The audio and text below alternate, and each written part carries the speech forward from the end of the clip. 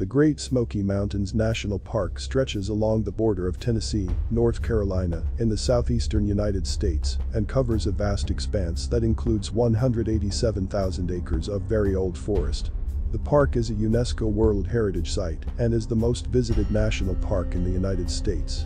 About 10 million visitors a year. It is perhaps not surprising that someone is regularly lost here, but they are usually found by rescuers within 48 hours. However, every year there is a growing number of people who go missing after crossing the border of the park, and they are never found alive or dead. The most famous and frequently discussed case of missing people in the Great Smoky Mountains Park is the disappearance of 6-year-old Dennis Martin. On June 14, 1969, on the occasion of Father's Day weekend, the Martin family went to the park on a picnic trip. They had been doing this for several years, and everything had passed without incident. On this day, the family camped in the town of Spencefield on the soft grass of a meadow near the Appalachian Trail hiking trail. As the adults sat on the grass and chatted, Dennis, his brother, and 2 boys from other families the Martins had taken with them, decided to have fun and scare Dennis's parents. The plan was to run away, hide in the woods, and then jump out at the adults simultaneously from different directions with screams. The 3 boys went one way, and Dennis, who was the youngest, went the other. By the way, he was dressed in a very noticeable bright red shirt. Then everything went as planned. 3 boys jumped out screaming and scared the adults, but then people asked where Dennis was. Since the other boys had only seen him a few minutes before, they assumed that he had just missed his exit, and so they sat down to wait for him to pop out of the trees. But Dennis never appeared and was never seen alive or dead after that. Dennis's father, Bill Martin, went into the thicket to look for his son, expecting that he was just hiding deep in the bushes, but even a subsequent thorough search of the area showed no sign of the boy.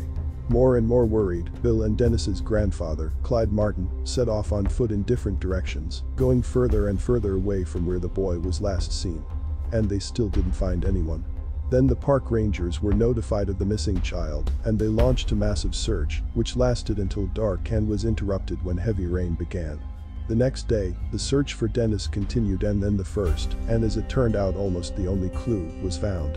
A Case family reported that when they were 6 miles from Clarence Field a couple of hours after Dennis went missing, they heard a loud cry from a small boy, and also saw some movement in the bushes. At first they thought it was a bear, and then they thought it was a man carrying a load on his back. But the authorities for some reason refused to investigate this place, considering that it has nothing to do with the disappearance of Dennis, as it is too far from the scene of the accident. In the days that followed, an intensive search for the child also failed, although the park was searched by hundreds of people, including volunteers, the FBI, the National Guard, the Green Berets, and even psychics. There were also people with dogs and several helicopters. All the newspapers wrote about the disappearance of Dennis Martin. He was described as a healthy and stable child who had been camping with his parents for several years, and everyone was hoping that they would find him. But the rains continued, the daily search yielded nothing, and hopes faded. Also, a thick fog descended on the forest, which is quite familiar in this area. Over the following weeks, several footprints were found in the woods, presumably children's, and abandoned underwear. But Dennis' mother said it wasn't her son's underwear. The search continued even after a few months, although not on a large scale. The authorities practically declared him dead. In parallel, various rumors and theories about what happened to the boy began to spin. It was mostly said that he had been kidnapped, but this version was broken down into dry facts. No pedophile could have known at what point a child would be separated from a group of adults and left alone to grab it in those 2 minutes. And grab it so that the boy did not even have time to squeak, otherwise they would have hurt him. And if it wasn't a pedophile, but someone who wanted to annoy the Martins and kidnapped a child for ransom, why didn't he contact them afterwards? The theory that the boy was simply lost in the woods also seemed unsuitable. This place was searched very carefully, and in those minutes Dennis could not physically go far. In addition, as indicated above, it is not the first year he went with his parents on trips and knew how to behave, and also knew this place. It also seemed strange to everyone that there were no traces of the child in the forest. It was as if he had entered the forest and disappeared into thin air. In the end, Dennis Martin was never found, including for the following years. This strange case remains unsolved to this day and attracts writers who are trying to understand and find new evidence or details in such cases. One of these is David Paulides, who managed to unearth something interesting in the park's Ranger magazine, later strangely lost. Ranger Dwight McCarter reported that during the search for Dennis Martin, there were special forces units in the park that did not contact the rangers, local authorities, or volunteers, but seemed to be pursuing their own goals. They were well armed, as if they were looking for someone else, not a child. Another strange detail that David Pollard found is that the lead investigator in the case, FBI agent Jim Reich, later committed suicide for unknown reasons.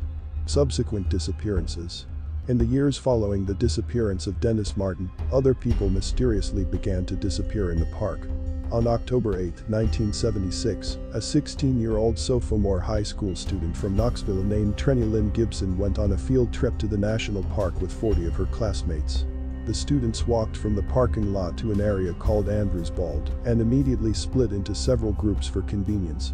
It was an old and well-traveled route that was difficult to get lost on, but at some point in the group that Trenny was in, they noticed that the girl was no longer with them. The strange thing was that she was nowhere to be seen, and the groups that followed her group along the same route. I mean, if Trenny had just fallen behind, she would have been noticed right away. In addition, this area is very popular among tourists, and there are always a lot of people, but no one has seen the girl anywhere else. Despite a subsequent intensive search, no sign of Trenny Gibson was found. She just disappeared right under everyone's noses. Another strange disappearance occurred on September 25, 1981, when 58-year-old Thelma Polly Melton went hiking with two of her friends near the Deep Creek campground. It was an easy trail for Polly, who had been hiking for 20 years, so she knew everything around here and sometimes overtook her companions. And at some point, she overtook them again, going ahead on the path, and she was never seen again. Her friends searched the area, but could find no sign of where she had gone.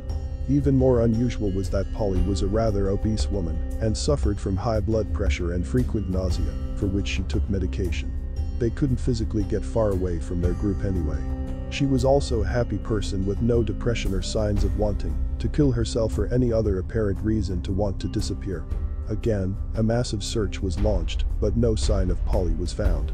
Authorities could not even find her footprints on the trail, although Melton's left shoe had a noticeable crack that would have made her footprints clearly distinguishable and easily distinguishable from those of other hikers. However, no trace of Polly Melton has ever been found, and she is still missing. People mysteriously disappear in the Great Smoky Mountains Park in our time, including in 2008, when 51-year-old Michael Nyren disappeared here, and in 2012, when 24-year-old Derek Joseph Luking disappeared. On June 5, 2014, Paul Poor disappeared here. No one still knows what happened to these people. The park is actually a lot of dangerous places, and they could fall, crash, break their necks, and so on. But then they would at least have been found dead. And if they were attacked by bears, and they are found here, at least a few bones or clothes. However, they were not found in many cases, even traces. Subscribe and turn on notifications so you don't miss more videos of mysterious stories and photos. Check out this playlist and I'll see you in the next video.